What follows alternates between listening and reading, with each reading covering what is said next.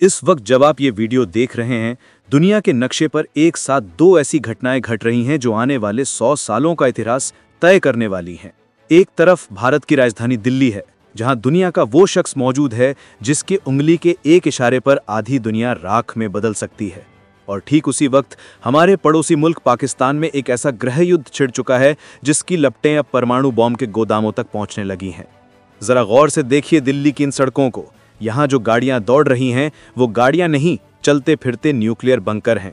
आसमान में जो विमान मंडरा रहा है वो कोई जहाज नहीं बल्कि हवा में तैरता हुआ क्रेमलिन है। लेकिन सबसे ज्यादा खौफनाक वो मंजर है जिसे देखकर पश्चिमी देशों की खुफिया एजेंसियों की सांसें थम गई हैं। पुतिन के ठीक पीछे चलने वाले उस साए पर गौर कीजिए। उस शख्स के हाथ में काला सूटकेस है।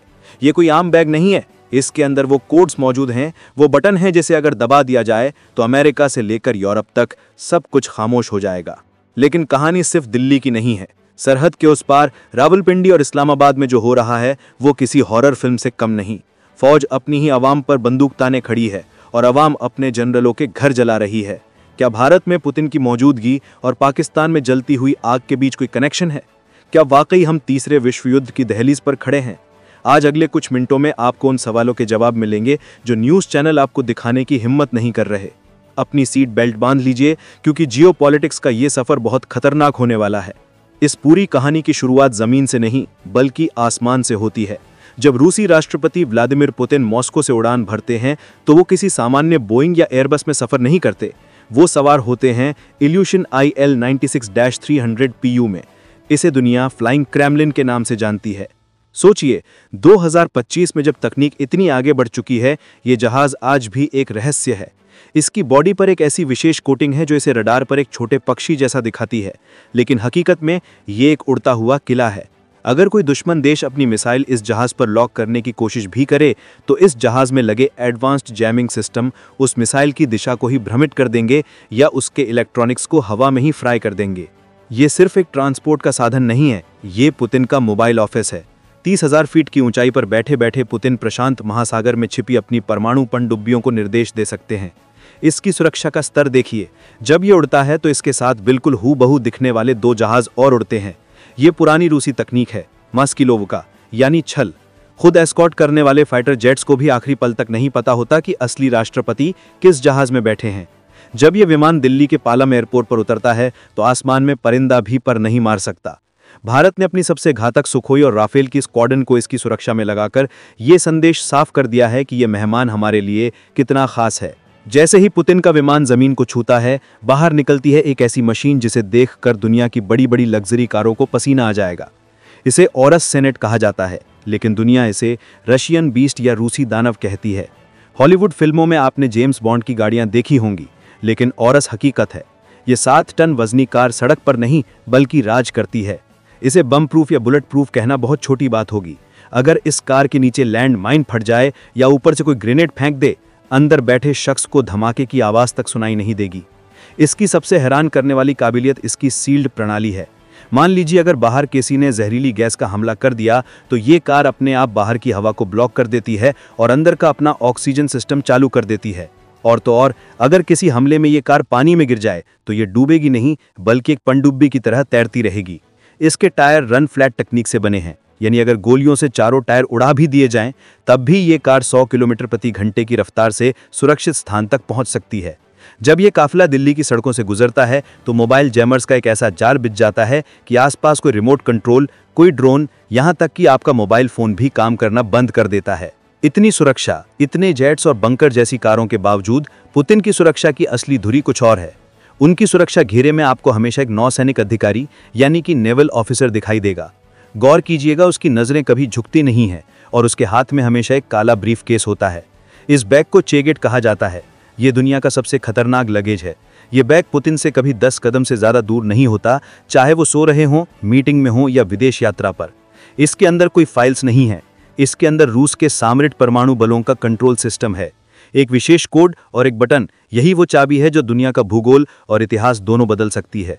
पुतिन की सुरक्षा करने वाली एजेंसी फेडरल प्रोटेक्टिव सर्विस के एजेंट कोई सामान्य बॉडीगार्ड नहीं है। ये मनोविज्ञान में माहिर होते हैं। ये भीड़ में खड़े इंसान के पसीने और आंखों की पुतलियों को देखकर बता सकते हैं कि वो हमला करने वाला है या नहीं। इनका प्रोटोकॉल इतना सख्त है कि आप सुनकर दंग रह जाएंगे।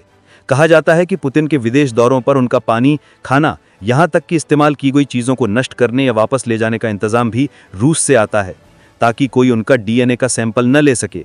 2025 के बायो वॉरफेयर के युग में ये पागलपन नहीं बल्कि कड़वी ज़रूरत है। लेकिन सवाल यह है कि इतनी भारी भरकम सुरक्षा के साथ पुतिन भारत आए क्यों हैं? वो भी तब जब अमेरिका में डोनाल्ड ट्रंप की वापसी हो चुकी है और दुनिया दो धड़ों में बंट रही है। ये भारत का एक कूटनीतिक मास्टर स्ट्रोक है।